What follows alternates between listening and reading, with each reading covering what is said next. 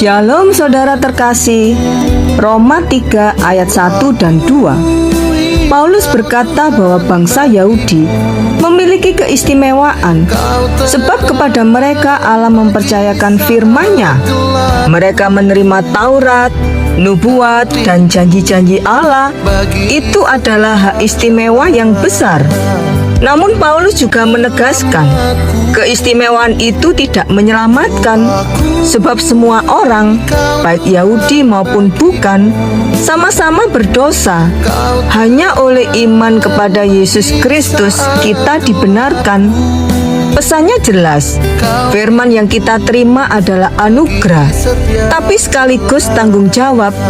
Jangan hanya disimpan sebagai pengetahuan, melainkan ditaati hingga memimpin kita pada hidup yang berkenan kepada Allah. Pertanyaan buat kita, apakah firman yang kita terima sudah kita jalani dengan iman? Ingatlah, kita istimewa karena firman. Kita diselamatkan hanya karena iman kepada Kristus.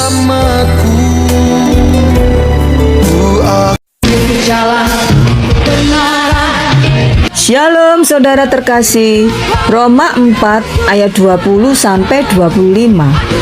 Paulus mengangkat Abraham sebagai teladan iman. Tuhan berjanji bahwa Abraham dan Sarah akan mendapat anak. Secara manusia itu mustahil karena usia mereka sudah lanjut. Namun Abraham tidak bimbang. Justru imannya makin kuat. Ia memuliakan Allah dengan penuh keyakinan bahwa Allah berkuasa melaksanakan apa yang telah dijanjikan. Itulah yang diperhitungkan sebagai kebenaran baginya. Paulus menegaskan, hal ini bukan hanya berlaku untuk Abraham, tetapi juga untuk kita. Kita pun dibenarkan bila percaya kepada Allah yang telah membangkitkan Yesus dari antara orang mati. Kristus diserahkan karena pelanggaran kita dan dibangkitkan untuk membenarkan kita. Inilah jejak iman yang harus kita ikuti. Percaya pada janji Tuhan, memuliakannya lewat hidup kita, dan berpegang teguh pada karya Kristus yang memberi keselamatan.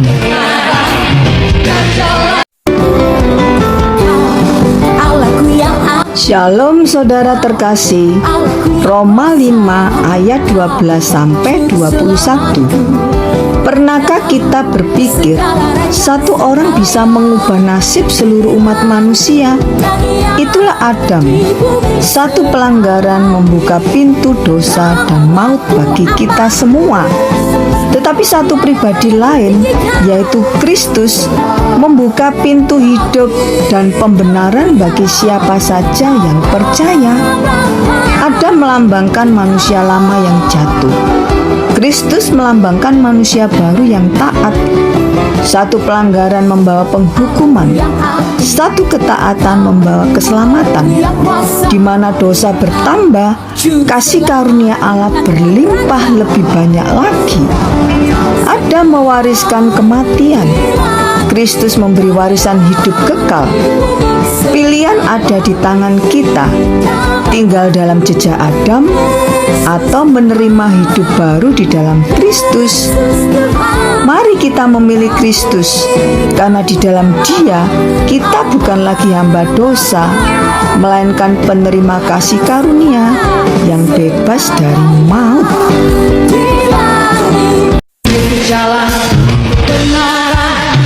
Shalom saudara terkasih. Roma 6 mengingatkan kita tentang dua jalan hidup, hamba dosa atau hamba kebenaran. Paulus berkata, siapa yang kita taati, itulah Tuhan kita. Kalau kita menuruti dosa, seperti kebiasaan berbohong, iri hati, atau hidup egois, kita sedang diperbudak olehnya, dan ujungnya adalah maut. Tetapi ketika kita menyerahkan diri pada Allah, kita menjadi hamba kebenaran. Hidup kita menghasilkan buah yang kudus, seperti kasih, kesabaran, dan penguasaan diri yang membawa kita kepada hidup yang kekal.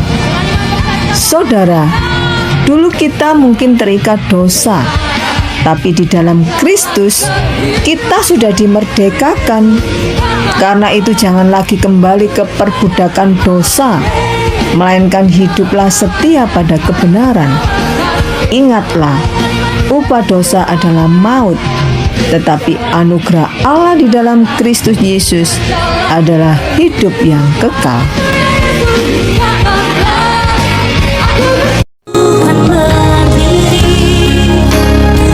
Shalom saudara terkasih.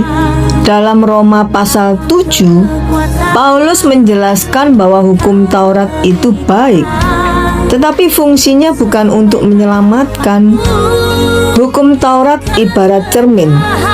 Cermin bisa menunjukkan noda di wajah, tapi tidak bisa membersihkannya. Begitu juga hukum Taurat.